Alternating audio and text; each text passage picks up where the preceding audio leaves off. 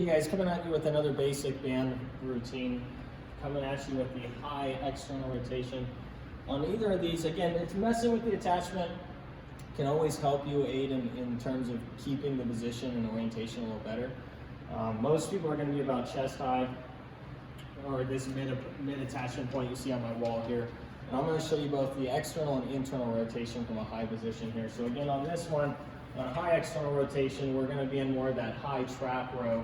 So starting out, we're going to make sure that we've rowed back, kind of using more of our high trap recruitment, making sure that the shoulder and elbow are lined up and in socket before we even start to rotate. And again, on this, when we're doing that external rotation and coming back, it's important to note how important it is to have the scap come along for the ride during that period. A lot of people just rely on the elbow to do the rotation.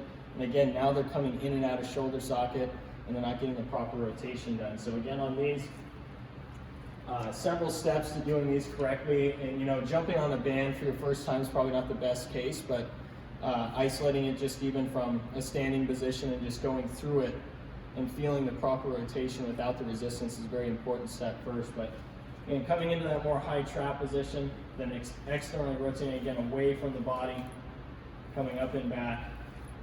Again, to do something like this, the goal should be, can I lift my arm overhead or in this external rotation without my core breaking down or my spine curving? Okay, so I want to stabilize the center of my body as I take my arm through that rotation. That's the most common mistake I see made when using these bands is you'll see a guy go overhead and he'll arch his back to get there.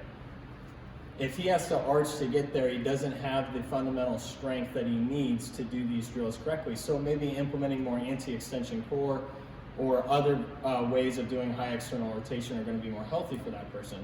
But again, as you use the bands, understand, do I have the control, do I have the muscle recruitment to do these motions? And again, taking you back through the internal rotation from the high position. Again, same thing here, just coming down towards the body more, again, staying in socket, not letting the elbows get too high, not letting them get low during the rotation, making sure you're in that perfect kind of goalpost position and rotating in socket as you complete the movement. And again, you can see that takes so much body awareness, so much control to do. That's why it's important to understand how much strength it takes to do these unique motions.